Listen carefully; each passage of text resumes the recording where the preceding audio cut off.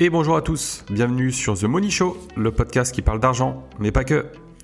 Alors pour commencer, petit retour sur le dernier podcast avec Alexandre. J'ai eu des beaux retours, a priori ça vous a plu, donc je suis très content. Pour rappel, Alexandre, il a démarré l'investissement IMO dans les parkings et les caves. Et il nous expliquait que pour sa dernière opération, il avait acheté un appartement qui était en cours de rénovation. Et j'ai vu ça sur les réseaux, ça y est, c'est terminé. Il a partagé un réel que je vous invite à aller voir. Et franchement, Alex, bravo. Vous irez voir ça, mais c'est de la réno, mais de qualité. Mais vraiment, ça fait plaisir de voir les personnes de notre réseau réussir comme ça, qui grandissent, qui évoluent. Donc, aucun doute sur le fait qu'il va louer l'appartement et qu'il va trouver des bons locataires. Allez lui donner de la force en allant liker son réel. Vraiment, il le mérite.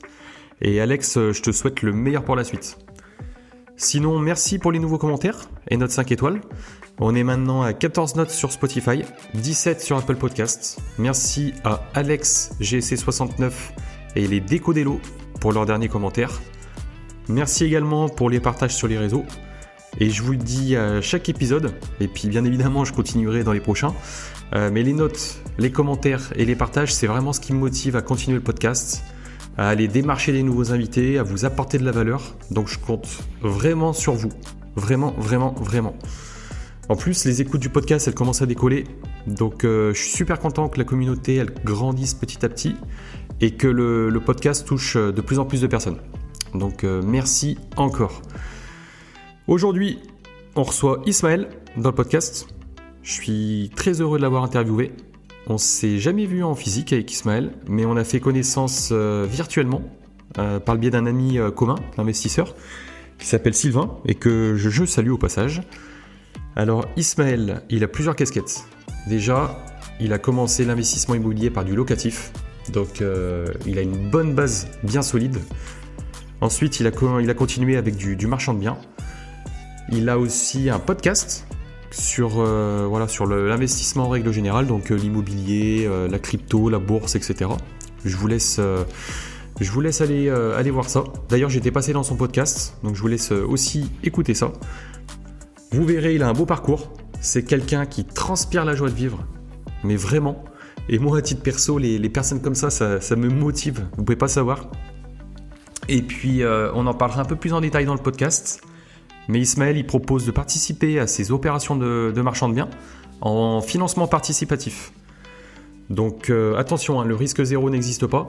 Mais ce que je trouve sympa, c'est que ce genre d'opération, ça vous permet de diversifier votre épargne avec des bons rendements en plus.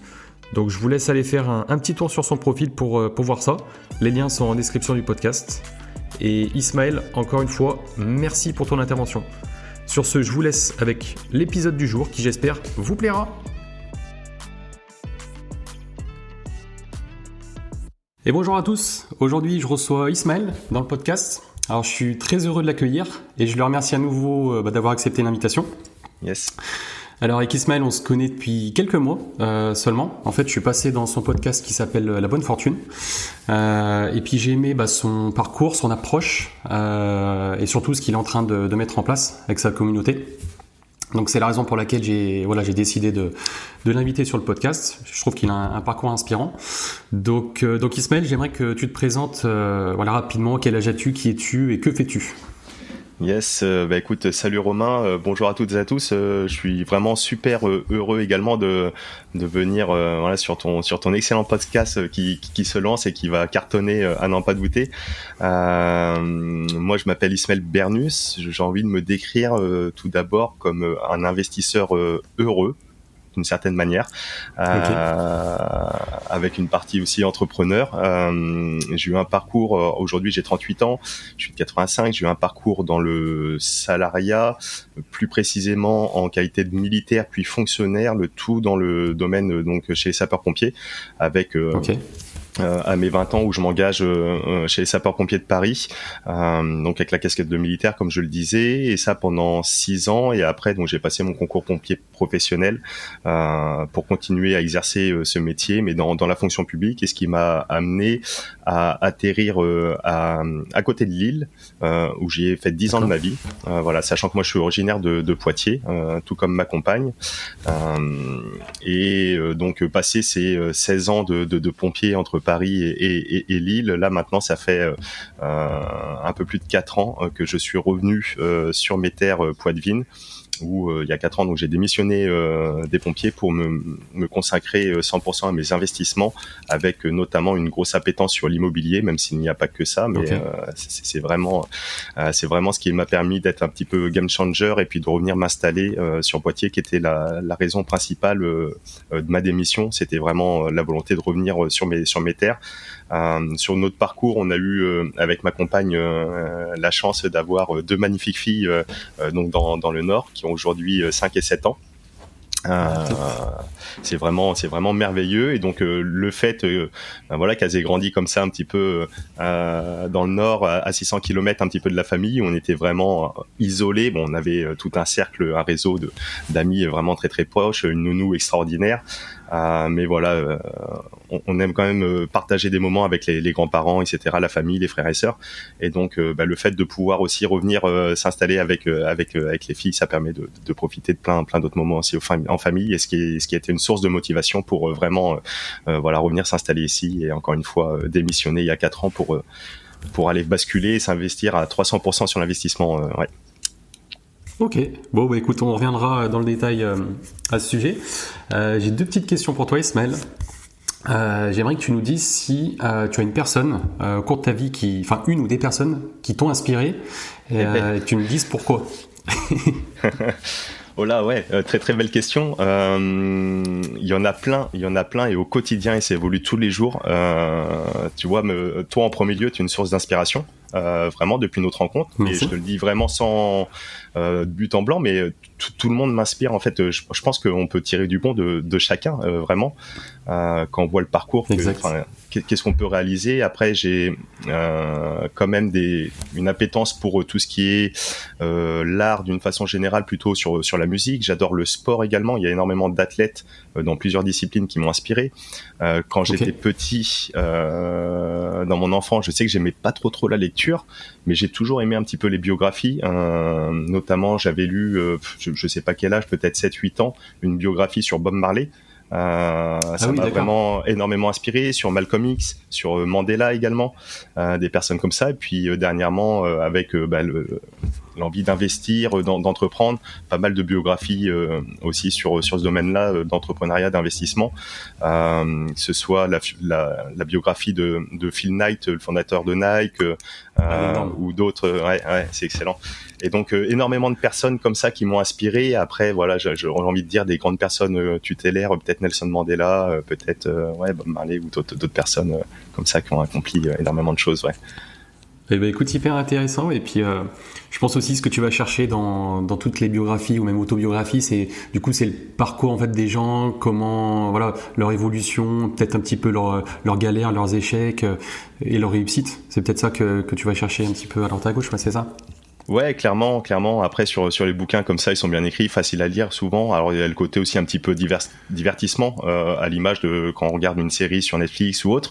Donc, c'est cool, on passe un beau moment, mais en même temps, ouais, c'est une source d'apprentissage vraiment, vraiment très intéressante, où ça permet d'être, et puis notamment à travers la lecture, d'être assez immersif. On se plonge et on se met un petit peu, en quelque sorte, dans la peau du personnage, et on arrive à percevoir avec notre sensibilité les différentes émotions, les différentes étapes et l'état d'esprit dans lequel ils étaient pour pouvoir accomplir des choses qui nous semblent plus ou moins intéressantes, plus ou moins grandes. Et donc ça, c'est assez intéressant. Et ce qui revient, je trouve, assez souvent, indépendamment, parce que tu vois, et je pense que l'audience qui t'écoute aussi aujourd'hui, on est tous un petit peu comme ça, on cherche peut-être une recette magique, des tips ou une méthode pour arriver à nos fins, entre guillemets. Et ce qui ressort, c'est pas forcément qu'il y a une solution, une voie pour atteindre ses objectifs, mais c'est surtout un état d'esprit déjà qui peut permettre de faire la différence, ou alors des états d'esprit, parce que chacun peut avoir des états d'esprit différents, et c'est assez intéressant. Ouais. Ok, bah écoute, hyper intéressant. Et ma deuxième question, du coup, c'est de par ton éducation, que ce soit tes parents ou ta famille en règle générale, quelles valeurs t'ont été transmises? Et quelles valeurs t'ont été transmises et auxquelles tu tiens en fait encore aujourd'hui, que tu appliques encore? Yes, super intéressant. J'ai eu la chance de vivre au sein d'une famille où déjà on était plusieurs frères et sœurs. Dans ma jeunesse, assez tôt après, mes parents se sont séparés. Mon père a reconstruit sa vie et donc on vivait avec mes frères et sœurs des deux côtés. Et par contre, j'ai eu quand même la chance d'être d'une part dans une famille aimante qui donne de l'amour, de l'attention, avec toujours j'ai envie de dire des valeurs un petit peu, allez, j'ai caricaturé et synthétisé, mais en gros, mon père c'était strict, la rigueur, etc. Fallait pas rigoler à la maison. Et ma mère c'était vraiment le c'est ça, et ma mère c'était plus le côté amour, tendresse, machin, enfin vraiment le cliché voilà, même si mon père bien sûr m'a donné énormément d'amour et c'est toujours le cas aujourd'hui, hein, bien évidemment, mais il y avait ça, et puis des valeurs poussées vers le sport aussi, en mode amateur, hein, j'ai fait du foot puis du rugby, etc., et puis après dans le cadre des sapeurs-pompiers fait d'autres choses, et puis aujourd'hui j'aime beaucoup la course à pied. Notamment des trails, ultra trails, etc. Mais ouais, d'être là, d'être accompagné sur le foot le week-end, etc. C'était vraiment kiffant, et puis toujours avec ces valeurs d'amour, de respect, de politesse, et des choses toutes basiques, hein, mais d'être poli, d'être souriant, d'être agréable, voilà, de respecter les autres, d'écouter aussi, voilà ce qu'on dit, et intéressant. Voilà, dans les grandes lignes. Donc, du travail, du respect et de l'amour. Eh ben, tout ce qu'il faut. On vient du coup à la question suivante. Donc là, on va revenir un petit peu sur ton parcours. Donc, t'es passé par la case salariat, donc en étant militaire, en étant pompier. Du coup, et tu t'es extrait donc en fait de ce milieu-là. Mais du coup, t'es parti donc militaire. C'était quoi? T'étais armée de terre, armée de l'air? Oui, les sapeurs-pompiers de Paris c'est l'armée de terre. Hein, armée de terre, ok. Ah oui, non mais d'accord, tu étais rentré directement dans les pompiers de Paris. Okay. Ouais, les pompiers de Paris sont militaires, et donc tu as un cursus, une formation militaire de secourisme, et puis après sur la formation incendie, etc. Mais tu as quand même une forte formation militaire, et je sais que par exemple j'ai fait le défilé des Champs-Élysées en 2006, j'étais rentré en 2005, en 2006, donc à la fin des classes j'ai pu participer au défilé du 14 juillet, etc., marcher au pas, tout ça. Donc là, tu as vraiment quand même une rigueur militaire. Et puis, et ouais, je suis rentré là. Et puis après, excuse-moi pour ta question, la suite de ta question, Non, après, voilà, c'était surtout qu'est-ce que tu as aimé et qu'est-ce que tu as moins aimé au cours de ce parcours? J'ai kiffé énormément de choses, que ce soit à Paris et dans le Nord. À Paris, vraiment le côté, tu bosses vraiment comme un âne, tu enchaînes les gardes. C'est assez raide, assez dur, assez éprouvant physiquement, des séances de sport, les interventions, etc. Mais c'est une population, les collègues étaient assez jeunes, et donc tu rentres à 20 piges là-dedans, t'as des camarades, des collègues, des frères d'armes pour ceux qui sont un peu plus portés sur la chose, mais donc ouais, si ça apportait vraiment des expériences et un vécu, un partage avec vraiment des potes de ouf, et ce qui m'a permis après, quand je suis rentré chez sapeur-pompier professionnel, d'être quand même assez à l'aise avec une connaissance du métier, et donc ça m'a permis dans le Nord de rencontrer aussi pareil énormément de personnes avec des valeurs, de connaître une autre culture. J'avais jamais été au-dessus de Paris avant ça, en quelque sorte. Et ouais, donc d'avoir vécu 10 ans dans le Nord, que ce soit à travers du taf chez les pompiers ou même à côté, ouais, si, ça m'a permis de faire des rencontres extraordinaires et de découvrir, encore une fois, comme je le dis, une nouvelle culture avec des gens vraiment passionnés, et un petit peu, pour reprendre le cliché du film Bienvenue chez les Ch'tis, tu pleures 2 fois. La première fois quand t'arrives, c'est vrai, t'es un petit peu potentiellement déboussolé, etc. Et puis après, quand tu repars, voilà, tu laisses derrière toi vraiment des potes avec vraiment des valeurs très très fortes, ouais. Ah, trop drôle. Énorme. Et du coup, donc, tu as décidé de t'extraire en fait de ce milieu-là, si j'ai bien compris, déjà pour te rapprocher de ta famille. Ouais. C'est ça. Et il y avait d'autres raisons, non? Tu pouvais pas demander une mutation. Enfin, tu voulais vraiment sortir tu voulais plus être sapeur-pompier, c'est ça? Non du tout. Je voulais plutôt, je visais de base, comme tu l'as évoqué là, il y a des possibilités de mutation. Donc de base, moi je voulais, l'objectif principal, c'était vraiment de revenir avec ma compagne, qu'on s'installe, qu'on vienne s'installer du côté de Poitiers. Donc je visais des mutations professionnelles. Et ce qu'il y a, c'est que pour aller rentrer 2 secondes dans le technique, les sapeurs-pompiers professionnels sont gérés par sont les départements qui gèrent un petit peu les SDIS, services départementaux d'incendie de secours. Ok. Qui gère les effectifs, les quotas, etc. Et donc Poitiers, dans la Vienne, grosso modo, il y a 200 sapeurs-pompiers professionnels avec des recrutements, grosso modo, entre 2 et 4 personnes à l'année entre les nouvelles recrues et les mutations. Et avec un lot de demandes vraiment très très fort, et donc les places sont très très chères. Et donc pendant quelques années, 1 fois, 2 fois, 3 fois, j'ai tenté ma chance. Alors je faisais les tests sportifs, des entretiens, etc. Et à chaque fois, la pièce a tombé du mauvais côté. Et donc 1 fois, 2 fois, 3 fois, et après ça m'a vacciné. J'ai dit, il faut vraiment que je trouve une solution, et si ça doit passer par autre chose, ça passera par autre chose. Et vu que sur tout ce parcours du salariat, j'avais fait des investissements, notamment immobiliers, d'un moment donné, notamment sur cette année 2018 où j'avais enchaîné avec un immeuble plus après un deuxième en 2019, avec une exploitation notamment sur la courte durée qui cartonnait très très bien à cette époque. Ça m'a permis de dire allez, d'être en sécurité en quelque sorte, et de dire allez, je rentre au pays. J'aurais pu prendre la voie de la mise en disponibilité en tant que fonctionnaire, c'est-à-dire que tu fais une pause mais tu gardes potentiellement ta place dans ton service d'origine. Mais en fait, je suis passé par la voie de la démission, dans le sens où, pour 2 raisons. D'une part, je savais très bien que si je faisais ce choix, j'allais pas faire machine arrière. J'étais déterminé, convaincu, et je savais que j'avais fait les choses pour me libérer entre guillemets du salariat. Et deuxièmement, j'avais aussi à cette époque au sein du SDIS du Nord, on avait une petite prime au départ, l'équivalent de 1 an de salaire. Alors c'est pas foufou, mais c'est quand même pas mal pour les fonctionnaires.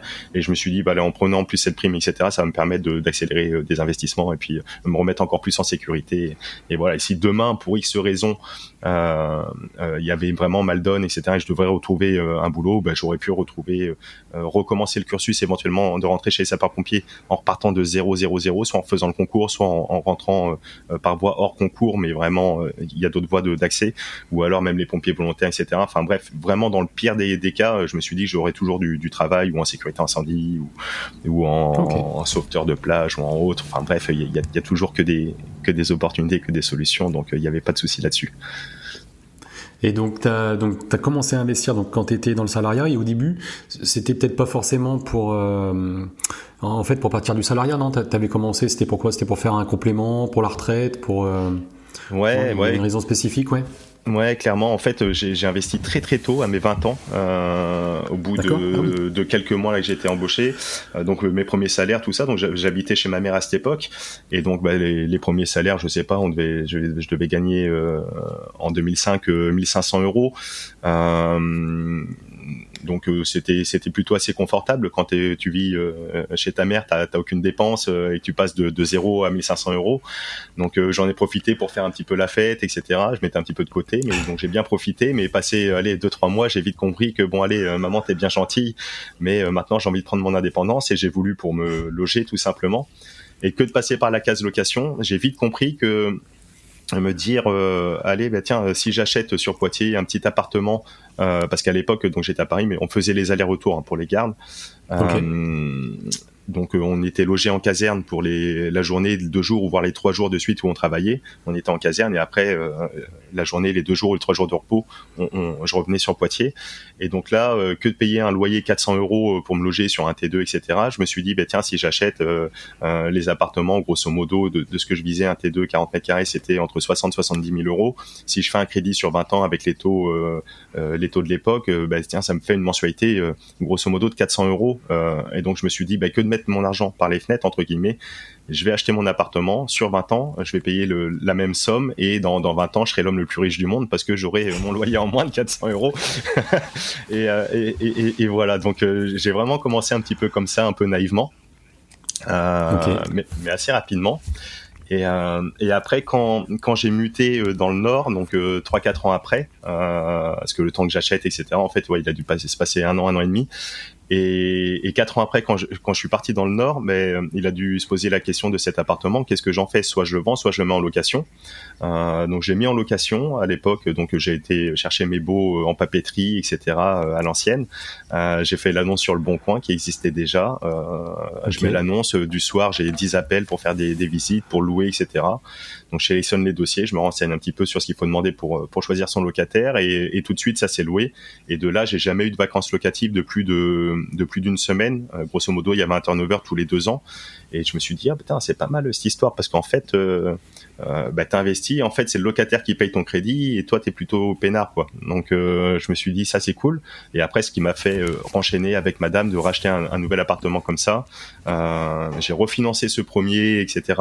Avec madame pour qu'elle rentre dans la bourse, qui m'a permis de sortir du cash au fur et à mesure du parcours. Ça a pris un petit peu de temps entre le premier et le deuxième, et puis après je me suis vraiment spécialisé. Entre deux, on avait racheté la résidence principale dans le Nord, et puis après en 2017, j'ai commencé vraiment à réfléchir pour me dire on peut passer à la vitesse supérieure et là je suis passé sur j'avais compris un petit peu l'effet de levier bancaire, le fait que le locataire peut rembourser le crédit, etc. Et donc là je me suis dit tiens pourquoi pas aller plus loin tant que les banques nous financent. Et voilà, donc l'idée c'était de faire du levier crédit bancaire au maximum pour faire du locatif, toujours sur l'habitation. Et voilà, un petit peu le parcours dans les grandes lignes. J'ai été peut-être un petit peu vite, mais pour éviter de perdre un petit peu les gens. Mais voilà le processus. Ça s'est fait très très rapidement la première pierre. J'ai compris au fur et à mesure. Il m'a fallu beaucoup de temps pour continuer, pour scaler. Mais après, une fois que je suis passé là-dessus en 2017, je me suis dit allez, on y va, on enchaîne. Et du coup, le déclic, en fait, tu l'as eu quand t'as été muté, enfin, quand t'es parti et que la question s'est posée, en fait, de mettre l'appart en location. Et du coup, après, ça t'a permis t'as commencé à constituer ton parc. Donc là, grosso modo, t'as pu te constituer un parc qui fait à peu près combien de lots, là, à l'heure actuelle?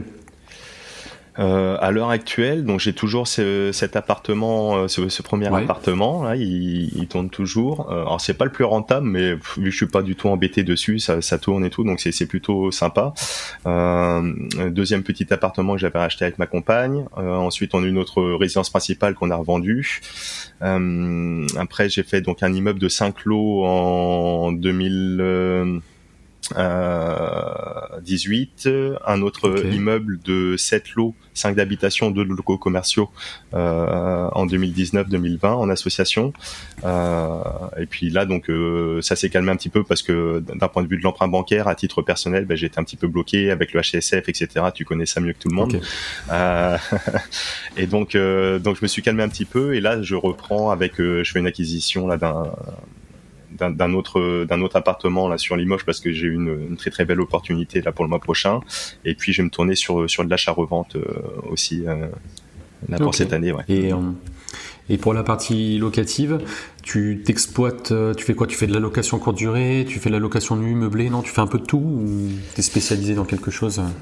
Ouais, un petit peu tout. Donc j'ai commencé par la location nue classique avec ce premier appartement que j'ai expliqué. J'y connaissais absolument rien, donc je me renseigne, je vois microfoncier. Quand je reçois ma feuille d'impôt, tac, je coche la case, c'est simple, etc. Donc là, je comprends un petit peu le principe de l'impôt et de l'impôt foncier sur la location nue, surtout quand on est en microfoncier. Après, je me suis dit, je vais peut-être passer au réel, ça va être peut-être plus intéressant, surtout que j'avais réaménagé un petit peu cet appartement, j'avais fait des frais et tout ça, donc je suis passé au réel. Le deuxième appartement, pareil, mis en location nue. Et là après coup le premier immeuble que j'ai fait, donc là j'avais 5 lots, donc déjà j'ai fait un achat revente tout de suite pour découper un lot, le revendre, qui était peut-être d'un point de vue locatif un petit peu moins intéressant. Par contre il y avait une belle valeur vénale parce il était dernier étage avec un petit toit avec cathédrale, des poutres apparentes, etc. Donc il y avait potentiellement une belle valeur, un bel effet coup de cœur pour une résidence principale. Et donc j'ai découpé, j'ai revendu tout de suite dans le sens de me sécuriser aussi parce que j'avais pas énormément de trésorerie. Au fur et à mesure de grandir, j'ai compris l'importance de la trésorerie pour être à l'aise, dormir sur ses deux oreilles. Donc voilà. Et après sur cet immeuble, sur les 4 appartements restants, il y avait un studio, un T2 et 2 apparts T4 de 85 mètres carrés environ. Donc là j'ai fait tout de suite de la courte durée sur les deux appartements plus petits et de la colocation sur les grands.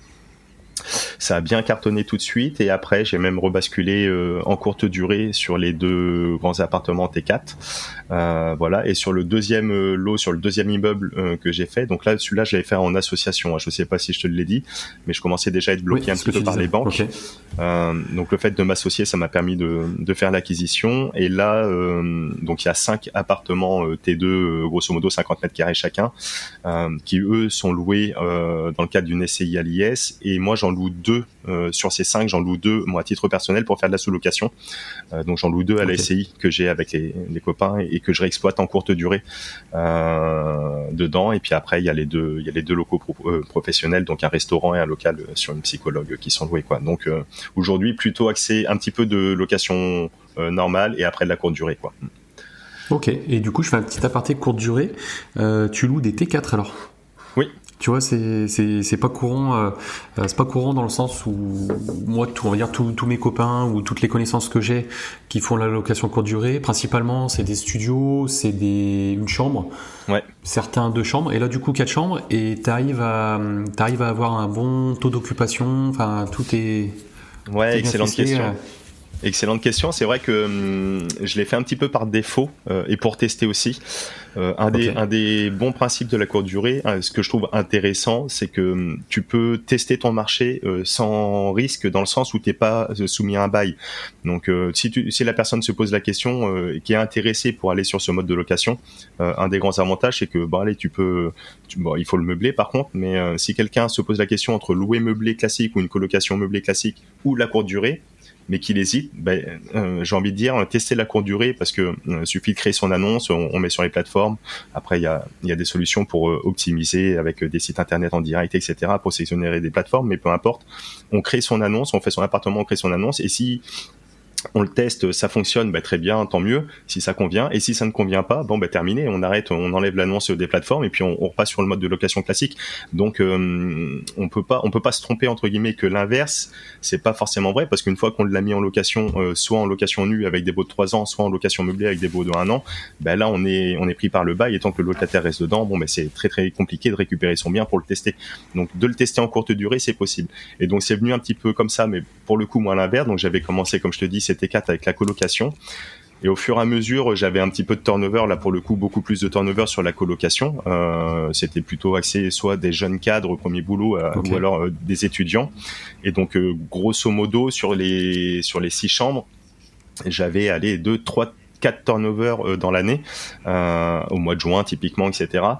Et sauf que après j'ai commencé à avoir des vacances locatives qui tombaient sur des périodes un peu creuses, novembre ou février, pour des raisons diverses, et je prenais du temps un petit peu plus de temps à relouer. Et moi, la vacance locative, c'est quelque chose qui m'arrache un petit peu le cœur, de dire mince, j'ai potentiellement un bien qui dort, qui n'est pas loué, etc. Il y a quelque chose qui ne fonctionne pas, qui ne marche pas.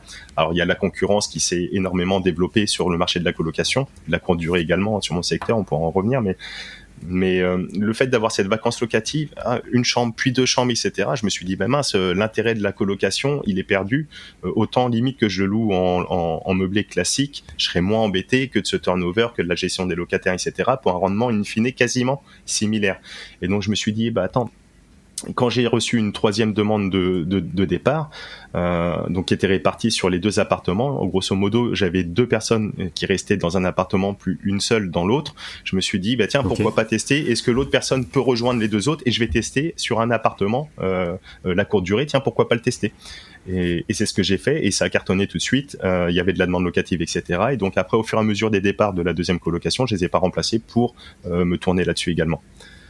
Voilà, c'était un petit peu un choix par défaut qui s'est fait comme ça, où j'ai voulu tester, et ça a fonctionné, et donc ça fonctionne, je reste, et puis demain, si ça ne fonctionne plus pour X raison, je reviendrai sur un système de location classique, ce qui permet, c'est l'avantage de la courte durée, où c'est flexible dès lors que tu n'ouvres pas tes calendriers à un an près, et quand bien même tu peux arrêter les plateformes, tu préviens la personne, merci, au revoir, ça sera pas disponible dans 6 mois ta réservation, et puis au revoir quoi. Mais donc ça c'est assez intéressant. C'est ça j'ai même envie de compléter, dans le sens où si certains peuvent avoir peur de se lancer, tu vois, pour des grandes surfaces comme ça, au pire, tu vois, si tu achètes tes meubles pour un grand T4 et qu'au final, à terme, ce T4, tu le loues en location nue, bah, tes meubles, tu peux toujours les réutiliser pour un T2 ou un T3. Enfin, tu vois, des meubles, c'est jamais perdu. Moi, j'ai enlevé des meubles de certains apparts pour les mettre dans l'autre. J'en ai qui sont stockés, tu vois, au grenier, un peu partout à droite à gauche. Et des fois, quand il y a de la casse en location de courte durée, quand il y a de la casse en location meublée classique, bah, tu ressors le meuble et puis voilà, t'as toujours un petit peu d'avance. C'est ce qui est pratique aussi.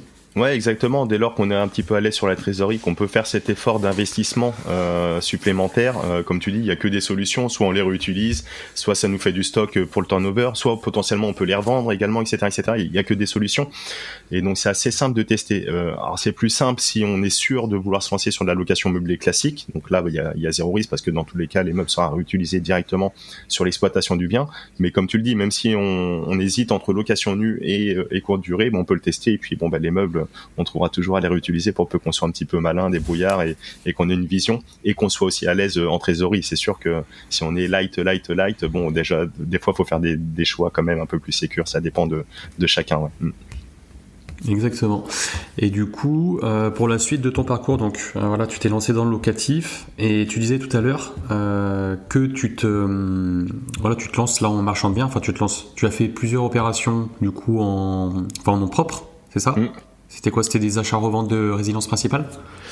Ouais, il y a eu la résidence principale, il y a eu un appartement, donc le premier que j'avais acheté, je me suis refinancé à moi-même. Il y a eu l'achat-revente sur un des appartements directement là sur l'immeuble et c'est vrai que à chaque fois, sur une vente, on se rend compte soit via la plus-value, pour peu qu'on fasse une belle affaire, soit de par le capital qui a été remboursé, soit par nous si on l'a exploité, soit par le locataire.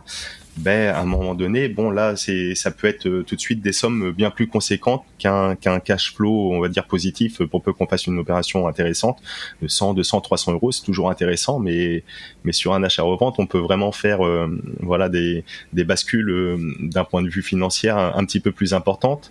Et donc, c'est ce qui m'a donné envie de continuer. Et puis, sur les conseils aussi de ma notaire, de dire, Ismaël, c'est cool, tu as fait tes opérations en nom propre, mais à un moment donné, stop, parce que tu vas être requalifié en marchand de biens. Et là, potentiellement, ça peut piquer avec les responsabilités, les taxes, la TVA, etc. Et donc, les impôts. Et donc là, pour cette année 2024, vraiment l'envie de développer ça, d'accélérer, de structurer avec la qualité de marchand de biens, et ce, en sens où, encore une fois, je vais partir sur un projet où je vais m'associer avec d'autres personnes qui elles-mêmes sont déjà marchands de biens, donc connaissent vraiment tous les rouages en termes de responsabilité, d'assurance, etc. Montage financier et voilà pour être vraiment sécure. Et puis à plusieurs, tu peux déléguer, tu peux faire plus de choses, tu peux aller plus vite. Enfin bref, l'association. Chacun a ses compétences aussi, tu vois. Chacun a ses compétences, tout à fait, ouais. Voilà. Il peut y avoir un qui est plus partie terrain, l'autre plus partie, tu vois, dossier, financement bancaire, l'autre plus la paperasse sur tout ce qui est comptabilité. Donc, c'est aussi l'avantage, tu vois, de s'associer. C'est exactement ça, ouais. Sachant que je m'associe avec deux personnes qui ont vraiment clairement ces caractéristiques que tu évoques. Là, sur le premier bien qu'on va faire, donc c'est un bien qui est plus sur mon secteur, où moi j'ai trouvé, donc je connais le secteur, je connais la chose, etc. J'ai une autre personne donc ils sont tous les deux marchands, mais qui est plutôt expert bâti, travaux, etc. Donc pour suivi de chantier, okay. Même à distance, il va pouvoir checker ça. Et autre personne qui vient, qui a un background comptable, notamment comptable dans une étude notariée, etc. Donc qui est très carré, administratif, fiscalité, réglementation.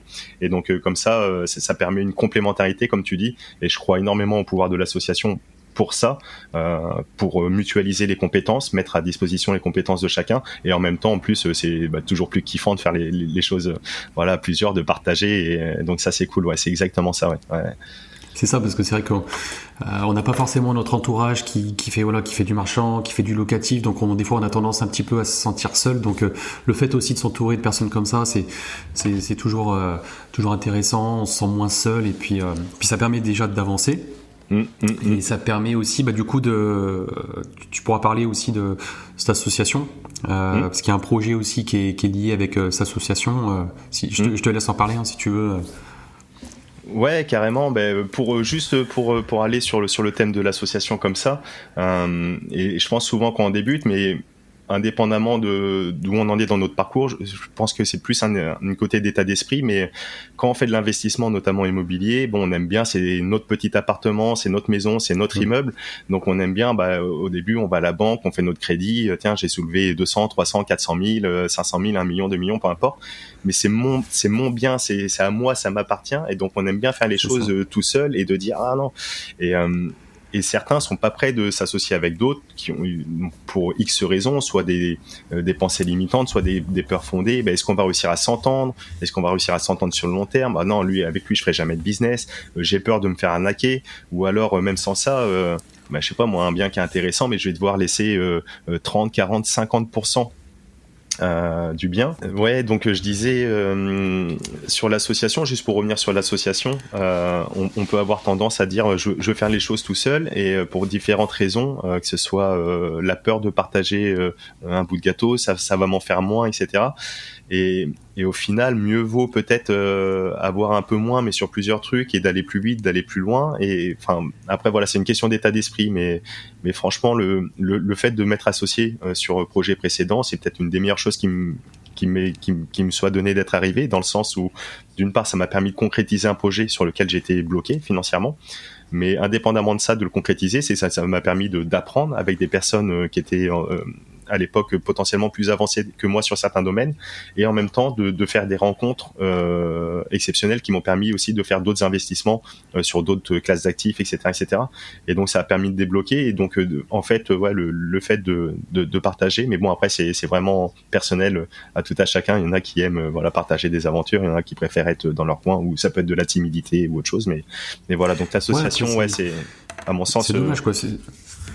C'est dommage dans le sens où tu sais, si t'es bloqué, de toute façon t'es bloqué par rapport à l'endettement. Donc la seule solution, si tu veux continuer d'emprunter tout seul, en fait, c'est de soit revendre ton bien pour pouvoir repartir sur autre chose, et en fait profiter du capital restendu que t'as amorti, enfin du capital que t'as amorti, pour réinjecter ça dans un projet un peu plus gros.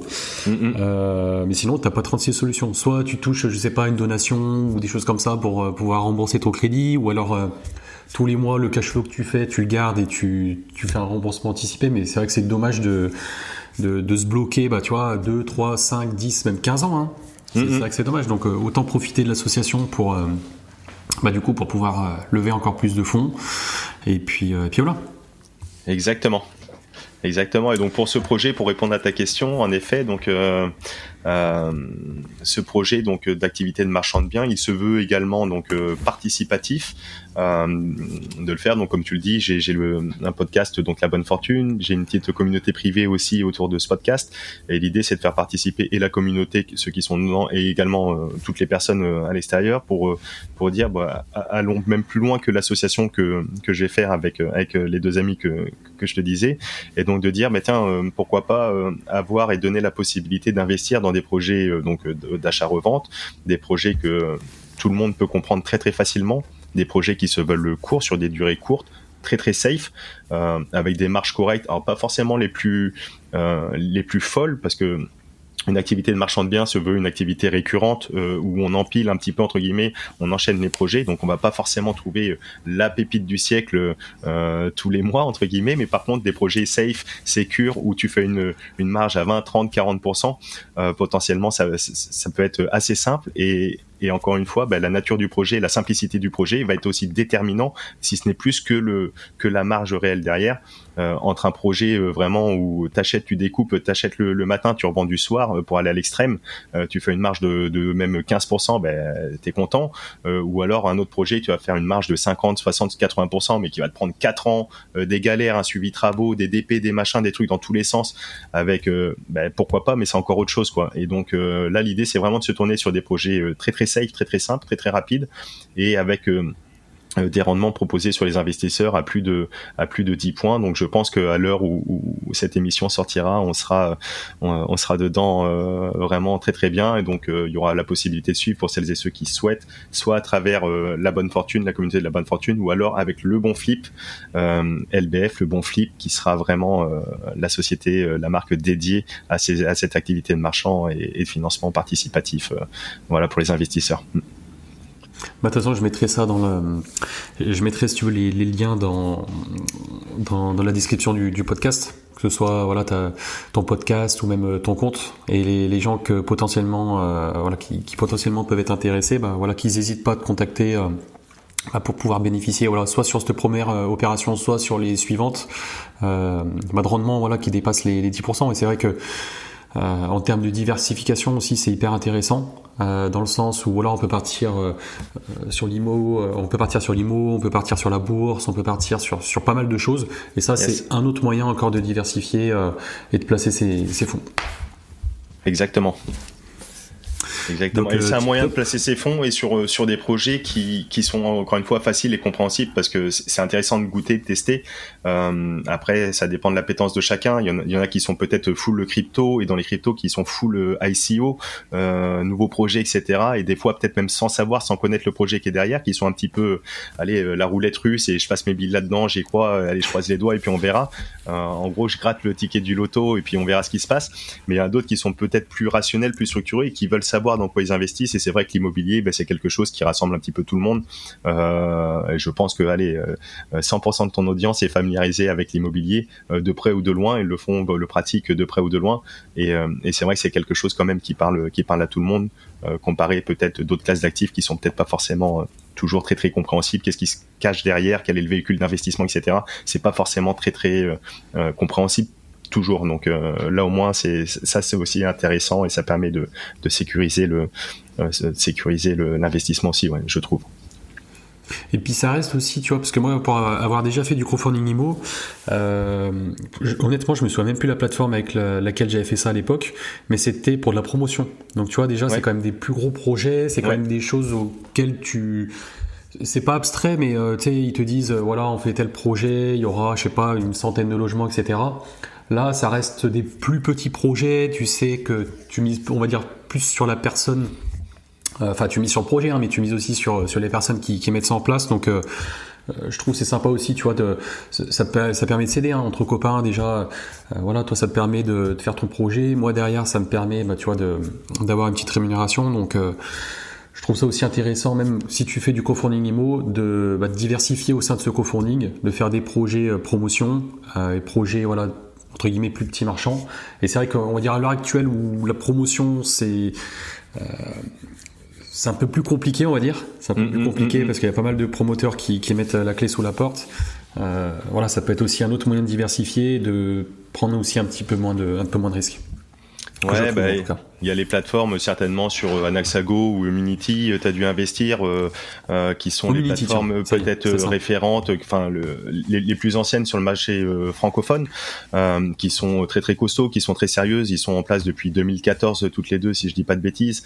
Astercy, c'est pareil, je prends avec des pincettes, mais normalement toutes leurs opérations, ils en ont fait vraiment énormément, sont vraiment des gros groupes aujourd'hui, mais ils ont 0 défaut, donc ça c'est intéressant. Par contre, ils sont sur des projets de promotion, donc d'une part en termes de délai, donc c'est pareil, c'est un système obligataire, etc. sont des délais qui sont déjà de base assez longs, 2, 3, 4 ans, et en plus qui sont tout le temps beaucoup avec des retards. Moi je suis sur de certaines opérations, ils ont des retards. Alors donc il y a les intérêts qui courent et tout, c'est intéressant, mais quand on part sur un investissement de 3 ans, dans notre tête on dit tiens, j'immobilise du cash sur 3 ans, et qu'au final il est immobilisé 4 ou 5 ans, donc soit ils ont 0 défaut et tout, et puis l'intérêt est court, donc c'est cool, on va récupérer le pognon, c'est safe.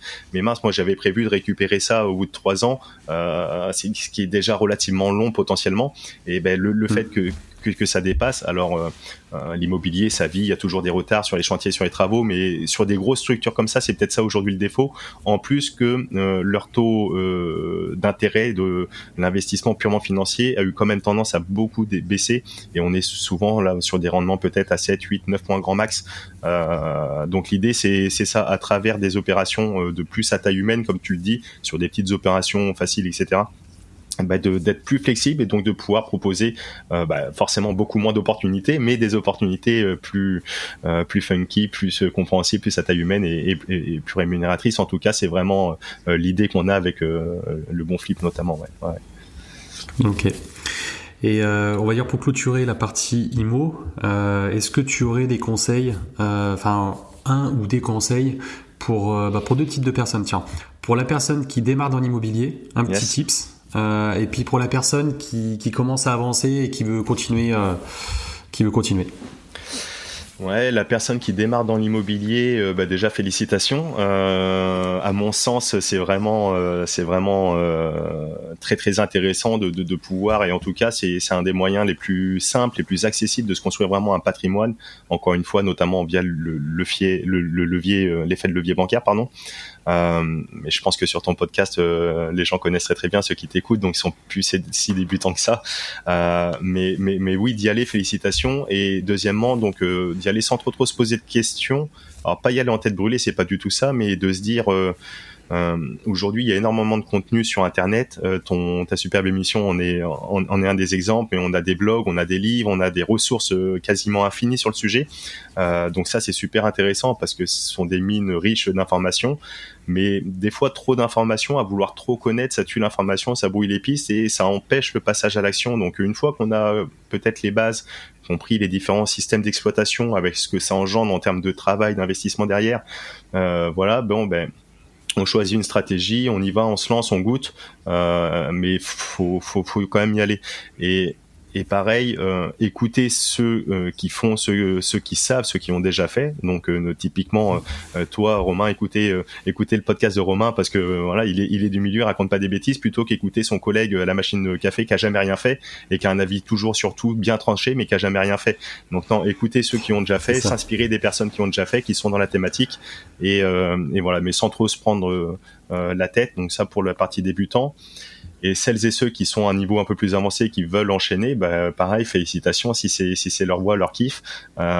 Et donc, pourquoi pas, l'association, je dirais, ça peut être une des voies pour aller un petit peu plus loin, un petit peu plus haut, de scaler un petit peu et de partager en plus ce chemin intéressant de l'investissement, mais en plus avec du kiff, avec du partage, c'est toujours plus sympa, quoi. Ok, écoute, je te remercie. Et en dehors des investissements, enfin en dehors de l'immobilier, je sais que tu es investi sur d'autres supports. Est-ce que tu pourrais détailler, voilà, savoir ce que tu fais pour compléter un petit peu tes revenus ou pour te diversifier? Ouais. Très très simple. Donc pareil, 2018 sur cette acquisition d'immeuble, comme je dis, j'arbitre tout de suite un des appartements, ce qui me fait que je récupère quand même pas mal de cash tout de suite. Et là, donc je me suis vraiment investi. Bon, j'avais déjà commencé à me renseigner pas mal sur le sujet, mais je me suis investi tout de suite sur d'autres classes d'actifs pour d'une part me diversifier. Deuxièmement, continuer à apprendre, parce que je pense que dans l'action, ce que je disais tout à l'heure un petit peu pour l'immobilier, de commencer à y aller même sans tout savoir, parce qu'on pourra jamais tout connaître sur tout. Et donc à ce moment-là, je me suis diversifié tout de suite, mais sur différentes classes d'actifs, sur les cryptos, dans la bourse via un compte titre, dans la bourse via un PEA, sur le private equity, donc l'investissement dans des entreprises non cotées, à travers du crowdfunding IMO, dans les métaux précieux, notamment l'achat d'or, sur l'investissement sur les énergies renouvelables. Voilà un petit peu le tour d'horizon. Peut-être que j'en oublie, mais grosso modo, voilà, j'ai essayé d'avoir un panel assez large, et ce qui m'a permis d'apprendre, de comprendre et de continuer un petit peu ma progression là-dessus. Mais je trouve ça intéressant, d'une part, de pas avoir tous les œufs dans le même panier, ce qu'on entend tout le temps, mais indépendamment de ça, après qu'on a, au fur et à mesure de notre construction de patrimoine, donc l'immobilier c'est bien, après d'être pour l'immobilier, pourquoi pas, si ça correspond, mais une fois qu'on a du cash, entre guillemets, de le placer sur différents supports. En tout cas, pour ma part, ça me permet de se dire, le jour où j'ai besoin de retirer pour X raison, j'ai différents supports qui me permettent de dire, aujourd'hui, il vaut mieux que je retire sur tel ou tel support parce que la fiscalité est intéressante, parce que j'ai dépassé, par exemple, sur l'assurance vie, X années d'ouverture du plan, donc je suis sur une fiscalité attrayante, ou sur le PEA, ou alors le marché... il y a une tendance un peu plus aujourd'hui, les cryptos stagnent, et là sont descendus, puis là ça stagne, ça commence à repartir à la hausse, bull run ou pas bull run, on verra. Tiens, c'est peut-être un moment plus opportun pour arbitrer à ce moment, etc. Mais quand c'était dans le down, non, fallait peut-être pas toucher aux cryptos, mais la bourse était élevée, donc là peut-être prendre à ce moment-là, etc.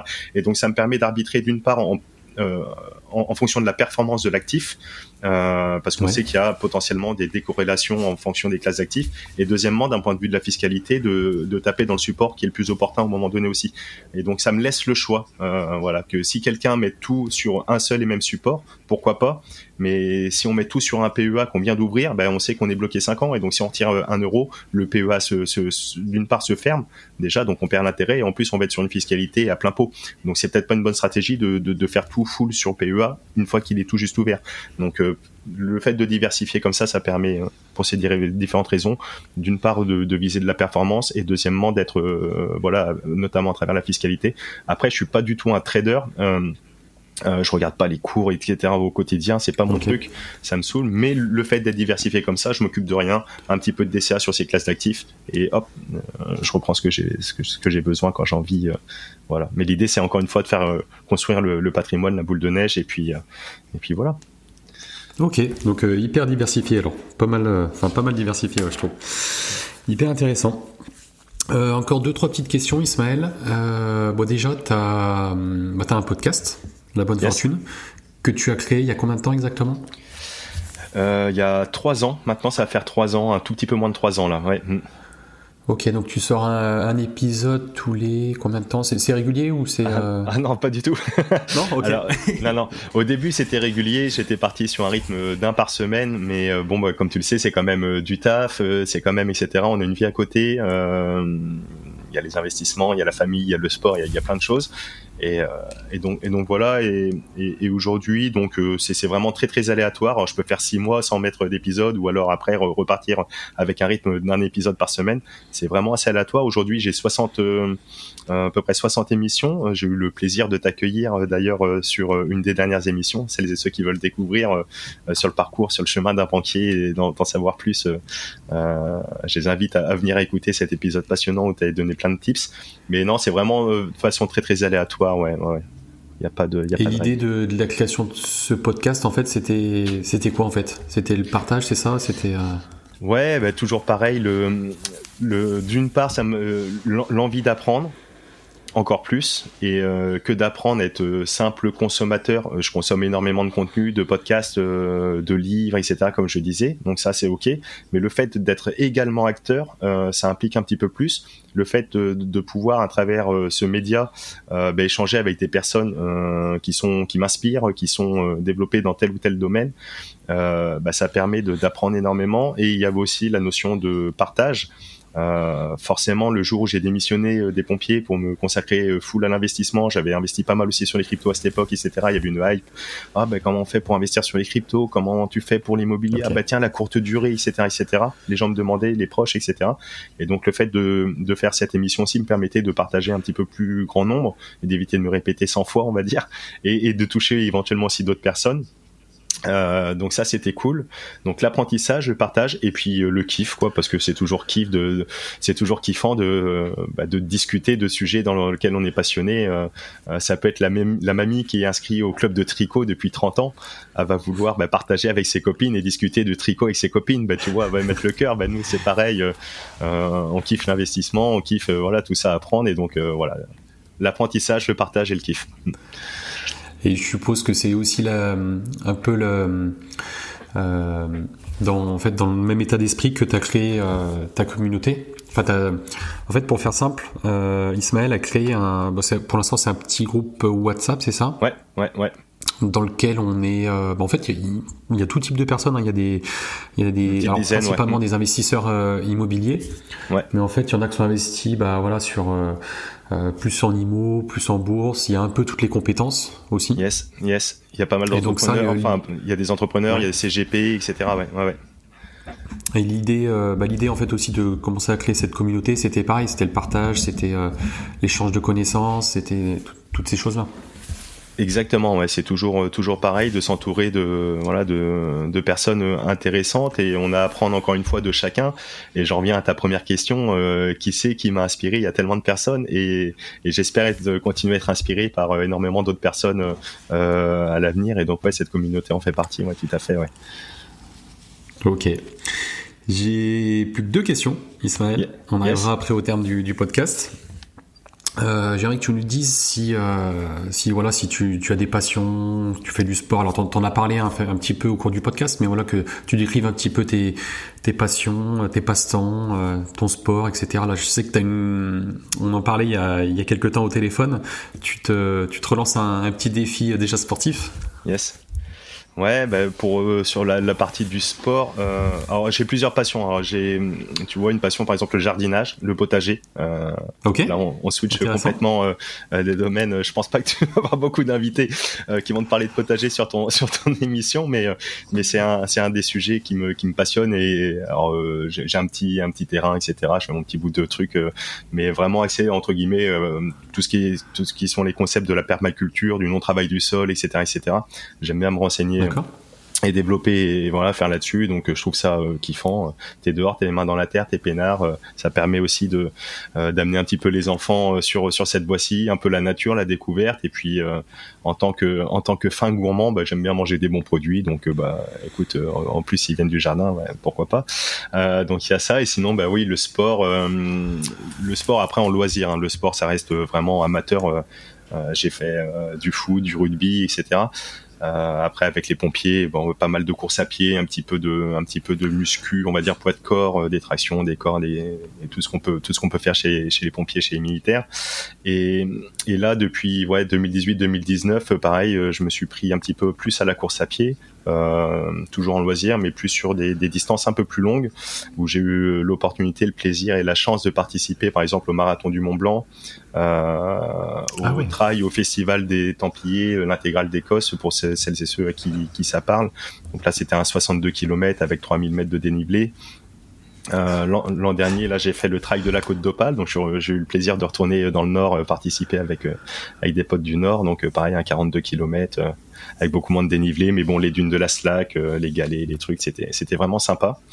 Et là, pour avril, je vais faire mon premier marathon sur route, donc le marathon de Paris, qui est le 7 avril, et donc ça va être une expérience encore une fois différente, où je vais apprendre autre chose, parce que même si j'ai déjà fait donc des marathons et même plus à travers ces trails, là c'est complètement autre chose, parce qu'il faut tenir ses allures, etc., sur du bitume. Enfin, c'est encore une autre discipline qui va me demander beaucoup plus de rigueur et d'entraînement, parce que je suis plus en mode trail rando à la cool, à flâner en fonction des envies, des sensations. Allez, quand c'est dur, je marche un petit peu, ça monte, etc. Varier les allures aux sensations.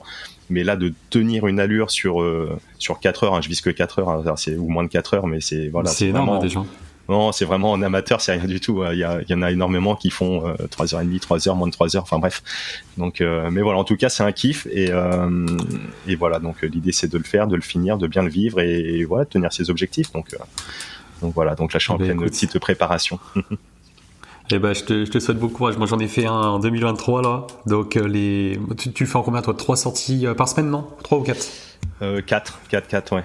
4 et peut-être des fois, ça sera 5, ouais. Eh ben, je te souhaite bon courage, en tout cas, pour la prépa. T'avais fait quoi en 2023? J'ai fait le marathon d'Annecy. Yes. Et tout comme toi, moi, je visais les 4 heures. Et je faisais 3 sorties par semaine, parce que moi, à côté, je fais d'autres sports.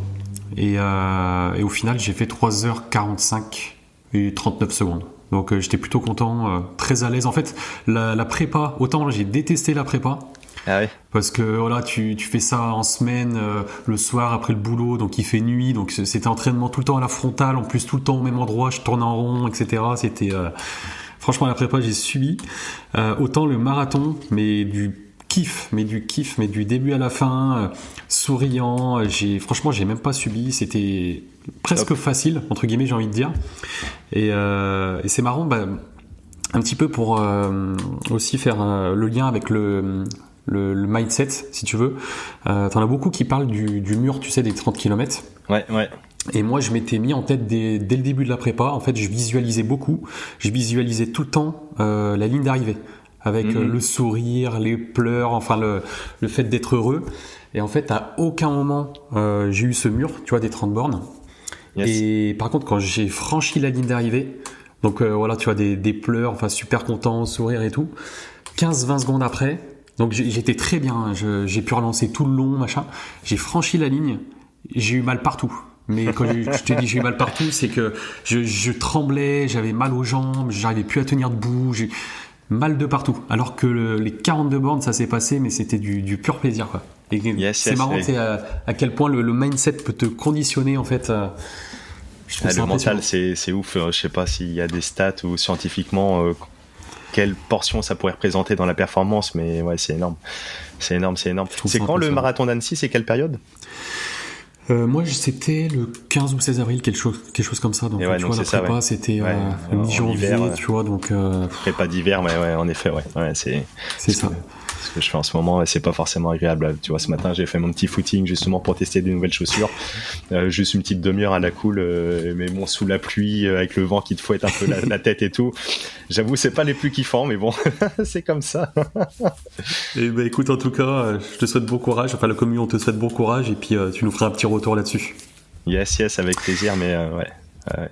Et puis, j'ai une petite dernière question. J'adore en fait voir ce que les invités me disent. Pour toi, en fait, réussir ta vie, c'est quoi ta définition à toi? Tu m'avais bien prévenu qu'il y avait des questions spontanées comme ça. Eh ben, est-ce qu'on peut avoir 5 heures sur le podcast pour... Non, mais voilà, en fait, les grandes lignes, les idées, encore les 5 heures. Je pense qu'il me faudrait toute ma vie pour dire, pour répondre à cette question, mais question piège. J'essaye de gagner du temps là. Je sais pas. Réussir ma vie, non, d'être déjà en santé, d'être heureux, de voir les proches heureux et partager du bonheur autour de soi et d'en prendre et d'en donner. Peut-être, allez, je te dirais ça comme ça. Ok, bah écoute, hyper intéressant. Et puis c'est marrant aussi, je pense, de voir en fait. Moi, je me la pose tout le temps en fait cette question, et je me la suis posée en fait tout au long de mon parcours en fait. Mon parcours, ça, tu sais, quand j'étais étudiant, quand je suis toujours salarié, hein, mais au vu de mes différentes évolutions de poste, etc. Et c'est vrai qu'à chaque moment de vie, en fait, la définition de réussir sa vie, pour moi, elle change un petit peu. C'est ce que je trouve hyper intéressant. Et là, du coup, ta vision est hyper intéressante. Et ben écoute, je te remercie, Ismaël. C'était super de t'avoir dans le podcast. Yes, écoute, j'ai pris énormément de plaisir. J'en profite pour inviter tous les auditeurs, toutes les auditrices à aller mettre des notes 5 étoiles sur les plateformes, sur Spotify, sur Apple Podcast, sur toutes les plateformes, mettre les commentaires, l'interaction. C'est vrai que c'est important pour le référencement, plus un podcast que tu lances, c'est important dans les débuts, d'autant plus, et même dans 5 mois, 6 mois, mais allez-y, défoncez toutes les notes, pour Romain. Il donne de son temps, il donne de son énergie, il donne du savoir, pour faire plaisir. Donc des fois, juste le petit retour, le petit commentaire, le petit like, le petit 5 étoiles, ça fera plaisir. Eh ben écoute, merci bien. Et puis je partagerai donc tes réseaux en fait. Je partagerai tes réseaux dans la description de l'épisode. Yes, avec grand plaisir. Allez, salut Ismaël. J'espère que l'épisode du jour vous a plu. Merci encore pour votre écoute. Je compte vraiment sur vous pour aller mettre une note 5 étoiles et un petit commentaire. Et on se retrouve dans 15 jours pour le prochain épisode. Salut!